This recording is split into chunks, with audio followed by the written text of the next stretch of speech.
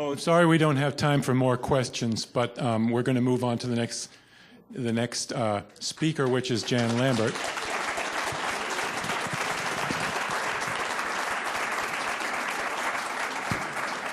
And let me just mention that in putting the program together, Jim Laurie was a big part of finding these speakers and promoting the ideas about biodiversity that we just heard that are indispensable for water cycles.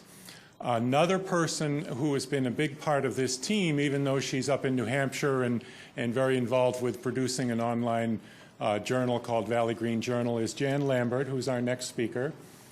And Jan her title is of her own composition. It's "Retain the Rain, No More Down the Drain." You can use that. You have your Lacey can help you get your. You have slides loaded? Yes, I do. Okay. But I don't know how to do all this. I've never even used a pointer. Oh, well, you don't have to use the pointer. You can manually do it through here. So let's see if you are. It's your pre-roll. It's retain the rain.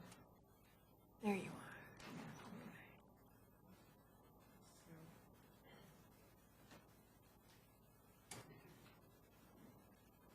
It's thinking. There we are. So you just need.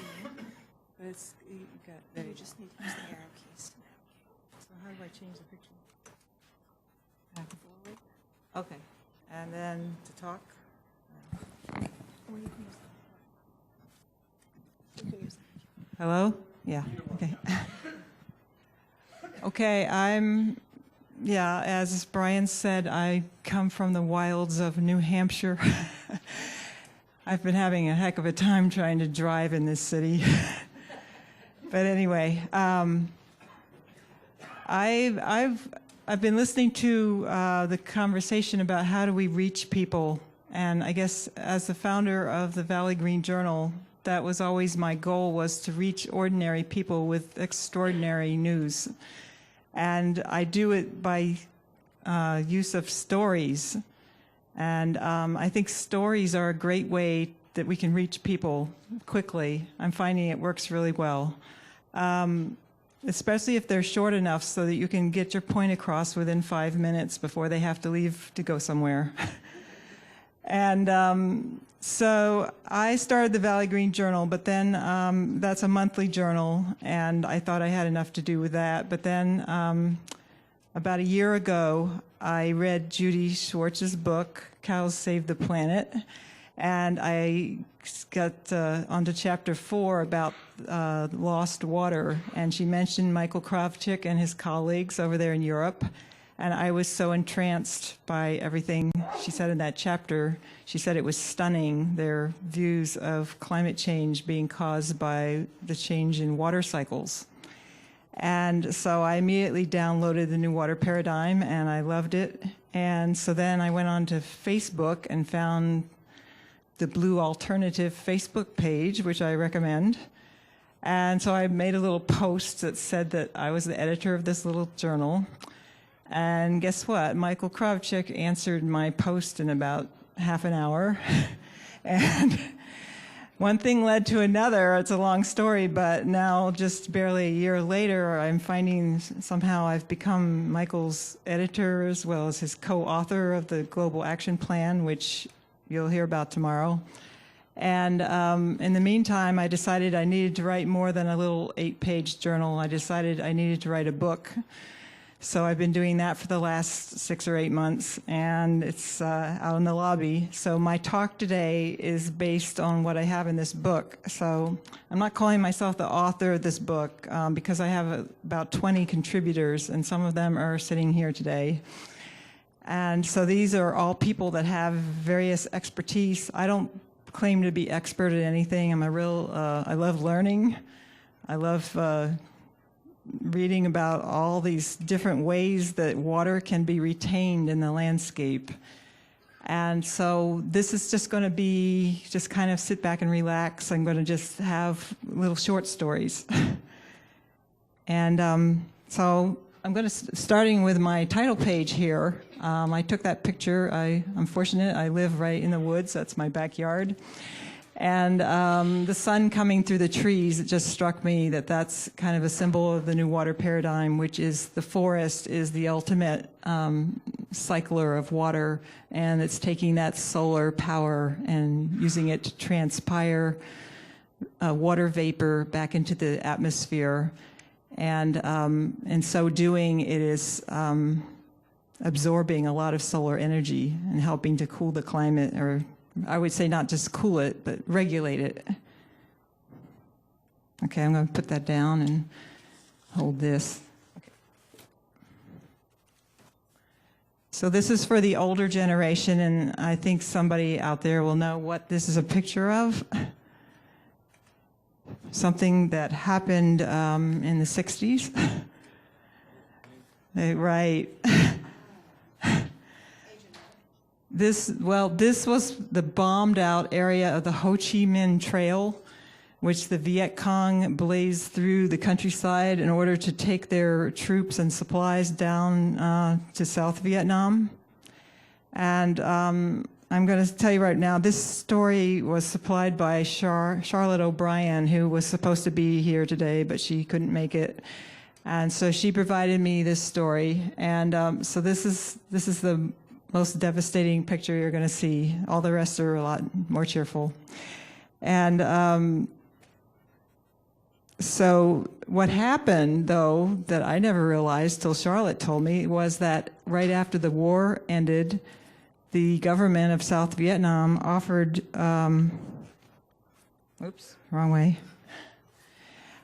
offered the native population there 2 pounds of rice a day if they would go out and plant bamboo.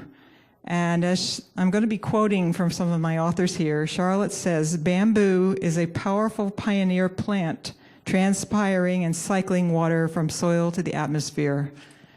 And so these bombed out areas have actually been transformed back into transpiring, wonderfully moist forests of bamboo. And bamboo, if you don't know, is how you make chopsticks. And so it's a useful plant as well as ecologically important plant. So that's one little success story. The next one. This story was provided by the founder of Birds and Beans Coffee, which is located in the Boston area. I learned a lot about coffee because I'm active in the Audubon Society. I'm very concerned about our songbirds. So this is a really neat story about how our choice of coffee makes a big difference. If you choose to drink shade-grown coffee rather than your standard coffee, on the right-hand side is grown in rows in sun-baked areas. It's devastating the ecology of the landscape, whereas shade-grown coffee is grown in forested areas that support a wide variety of fruit and nut trees as well as coffee bushes. And the farmers make a much better living because there's in many cases, the coffee is being directly marketed rather than going through huge corporations. And then the ultimate benefit comes to our songbirds. This is the rose-breasted grosbeak, one of many songbirds that we think there are songbirds, but they actually just migrate up here for the summer. They really are tropical birds. So that's another story. And you can think of these as things that you can tell people as you're chatting with them. I mean, you can tell them these stories quickly, and you might just get their attention about water cycles. The next subject is permaculture. And Michael Kravchuk will tell you that it was really the permaculture people that got him started on his new water cycle, publicity. Because permaculture is a way of looking at life. It isn't just about farming. I'm taking these words from Lauren Chase Rowell up in New Hampshire, who has this permaculture homestead, and she does some writing. And She says, permaculture, simply put, is the conscious design of everything humans do, and water plays a primary role in blending natural diversity and human ingenuity, which you may call Yankee ingenuity if you live around here. And so I went to visit Lauren a while ago, and so this is how you get to her front entrance, which is really amazing. And the first thing I found out when I got there was that this is not just an ordinary path. This, like she says, it's conscious design. This path was laid out to correspond with a migratory route of the rare Blanding's turtle, which a friend of hers really knows a lot about wildlife, and so he came and did surveys. They bought this old wreck of a farm, and so they were sort of starting from scratch. So they noticed that the turtles went that route to get to a wetland behind the house. So they wanted to make sure that they didn't block the turtles. So they just gave them this wonderful avenue to walk down. And so she's seen baby turtles and adults as well marching along her sidewalk. And so her whole place is just incredible. This may just look like an ordinary little ornamental pool, but she has many of these little pools on her property. And this is at the bottom of a slope where the water is flowing through vegetation. It's coming off the roof of the house. It's being absorbed by various shrubs and bushes and trees and grass. And then it finally percolates down into this little pool at the bottom. And this pool kind of feeds into a wetland. And they weren't really supposed to be in there that day, but those are her 2 resident ducks. And let's see, what else did she do? So she, this is a rain barrel. I mean, how many people here have a rain barrel? I hope plenty do. So part of her conscious design is that she has everything that she wants to eat and, like salad ingredients, she has right outside her door. So this rain barrel's right outside her door. And I think it's kind of cool that it really is an old whiskey barrel rather than a ugly blue plastic barrel like what I have. And this I thought was really ingenious. This is, they have pasture-raised hens, that you can see on the right side. But this is a portable chicken tractor. So it goes around her acreage and gets moved around. But with it comes its own rainwater catchment system.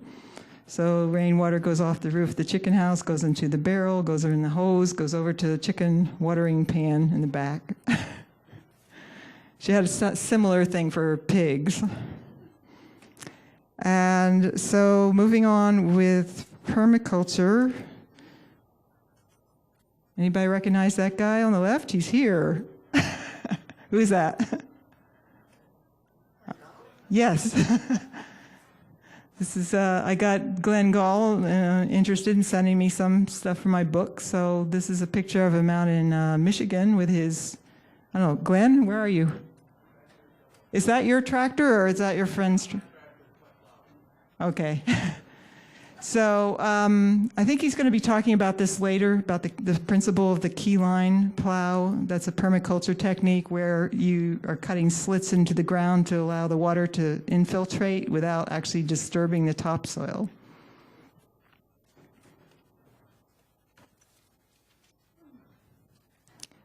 Now this is a place in Portugal that Michael introduced me to. It's called Tamara. And it's a rainwater research station. And they were dealing with a very arid, droughty landscape. And there were a lot of naysayers around that said there was no way you could bring water back to this permanently arid landscape. But they decided not to listen to the naysayers, and they have actually created these ponds, but they're just consist of water that's when it does rain, it fills them up, and it sticks around for a while. I mean, the water fluctuates, but it's created a lot of amazing things. And so Lila Dreger, who's my contact there, she says, when land is replenished with water, the water is absorbed by vegetation and the earth, slowly released, creating abundance. And so where there used to be scarcity, there's now abundance. And the next picture will show you that. This is Sepp Holzer. I guess he's getting to be quite well known worldwide for his permaculture expertise. He came to their Tamara community and got some gardens and orchards going. You see the water in the background there. So they're able to use that rainwater to irrigate their gardens.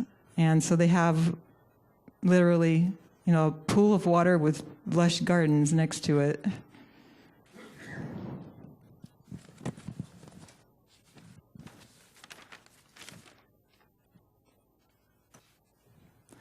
How many people here have heard of Greg Judy? I thought so, lots of them. I first met Greg Judy last January at the NOFO Mass Winter Conference, Organic Farming Association. And he caught my attention because he started talking about water, how important water is. And so I got in touch with him when I decided to write my book. And he sent me lots of stuff. And these are some of his cattle, which are 100% grass-fed. But his actions to do something about retaining water actually just started a year ago. And so, he did hire a backhoe to come in and dig these swales. You see, it's very kind of dry upland pastures. And so they did that last fall. And so I got back to him this spring and I said, well, so what's happened? And he said, it's absolutely amazing. I don't have a real good picture, so I'll just describe it. But so these are swales that are sort of, he expected them just to kind of come and go, but they kind of come and stay for a while. They stay long enough so that, for one thing, he says that you would not believe all the frogs and tadpoles we have in those swales. But another amazing thing is that you can't see. He didn't do it here. He did it other places. But he said he's planted something like 1,600 various bushes, berry bushes, nut trees, and fruit trees on the downhill side of the swales, and they're just growing like crazy. And then the other thing he does is that he puts an electric wire around the edges so the cows can come and they can stick their head under the wire and they can drink, but they can't actually walk into the water. So that keeps it, from getting degraded by all the trampling. So he's a really, if you have a chance to listen to Greg Judy speak, don't pass it up because he's just jumps all over the stage. He's so enthusiastic and he's just great to listen to. And this is another place that, speaking of wildlife, we're going to get into wildlife here. This is an amazing place that Michael told me about. So I got a hold of Valor Austin out on the border of Mexico and Arizona. She founded a nonprofit. I hope I say this right. Cuenca Los Ojos, which means watershed of springs. And so this chapter in my book is called Bringing Back Water, Bringing Back Wildlife. Now these catchments up here, this is Turkey Creek, and they have been, you see 1, 2, 3, 4, maybe 4 of them. And so they hold the creek back and have really transformed the landscape in an amazing way. But one of their main goals is to bring back wildlife. And this is another structure they use called the gabion, which is just rocks with a metal reinforcement. And that's for areas that are really getting flash flooding. I don't have the before picture for this, but before it was totally barren. So this vegetation grew in after just 1 year of having this check dam. So the wildlife is really amazing. This is a turkey and a deer sharing a little watering hole. This is a place that had no water before. I mean, it was either a flash flood or it was arid. You know, there was no in between.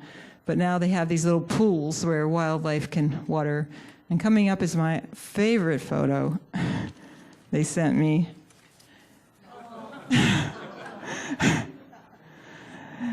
This guy, this is a pool that was created by a man-made check dam, and yeah, somebody else named Jan went out there with a camera and got a lot of cool shots of this guy. He does. Okay, I think I wanted to mention earlier that we can kind of divide it up into three broad areas of where you can retain water. We've already talked about forests, or I'm going to talk about forests some more when I get Michael back up here. But forest, farm, and urban is the three general categories where you can retain water, but in different ways. On the little photo over there is the grocery store where I shop a lot up in Claremont, New Hampshire. What do you notice about that island there with that tree in it?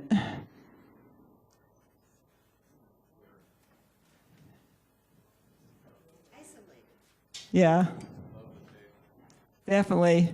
I was used to seeing things. I'm used to islands that are raised above the pavement, but they not only raise it above the pavement, but they've got this ramp here. Maybe you can't see that this is a ramp.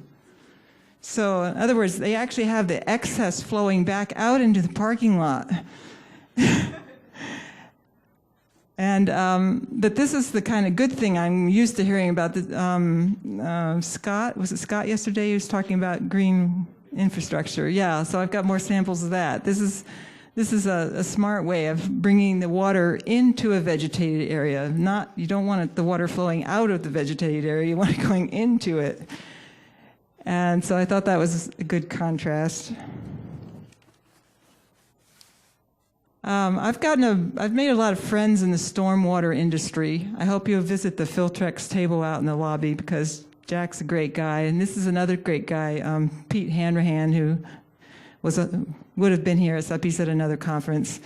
But he sent me this picture, of this terribly eroded area. And sometimes it really helps to use a little technology mixed in with the vegetation because there's actually these turf reinforcement mats under that grass. And it took them years to get this under control. It was just a mess. This is kind of a favorite discovery of mine. I live this is Keene, New Hampshire. And if you see this on the left is your typical storm drain. All the water runs down the drain into the pipe and into the nearest river. And so this is the new thing now. They're starting on the right. Putting a different kind of grate, having the water flow down into a depressed area. You could call that a rain garden. I think it's kind of neat because it was actually put in by the highway department instead of by a group of volunteers, which is what usually happens. And it's also very attractive. I mean, it's between the road and the sidewalk. So you kind of have this buffer zone between the road and the sidewalk. And imagine if all the cities... 1 minute? Uh-oh. Guess I'm going to have to go quick. This is a hydro. This is called the Hydro Glasgow Arena in Scotland. 37,000 bushes planted as a green roof, which absorbs stormwater, as well as regulating the indoor temperature.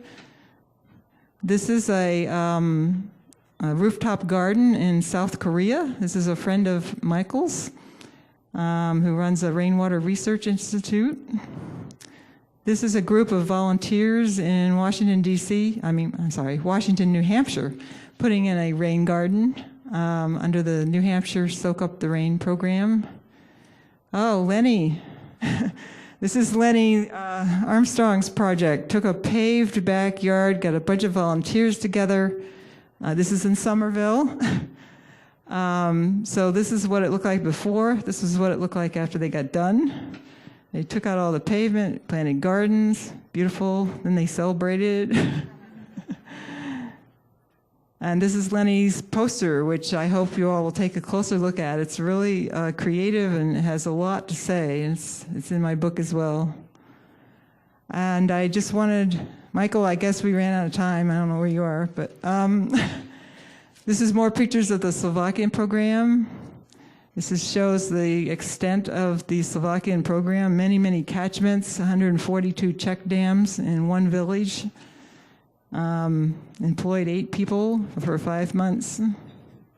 It shows some of them working out there. These are people who otherwise would have no job. This is not a beaver dam, but it was obviously modeled after a beaver dam. So I thought they did a really good job. And this is actually taking live live willow stakes and putting them vertically up against a wooden structure, and then they just grow into willow trees, and so you have this really neat, filtration check dam or whatever you want to call it. And here's some more examples of his forested areas with check dams. And there's another one. I just want to say quickly that I have a handout in the lobby. This is something that just came about very recently. This building in the middle is owned by Michael's organization called People and Water. They are offering it for vacationers. They're offering a very reasonably priced facility there for 8 or even 12 people. 100 euros a day, I think they're asking for it, and that's about $115. And beautiful. They got their high Tatras mountains. I understand Slovakia's got tons and tons of hiking and bicycling trails, and they're trying to raise money to help his worthy organization. And so if you want to know more about it, let me know. Jen, do you want to say a little about Rajendra? Introduce him? Sure. I just met Rajendra yesterday. Yeah, this is really awesome. I was kind of I was involved in it. Yeah, that's true. It was Michael met Rajendra in the UK this August. I guess they got to talking, and Michael convinced Rajendra to join us today, and it's just so exciting to have him. And I know I've seen videos of you and about your johads, and so let's hear it. Yeah. Thanks, Jan. Yeah.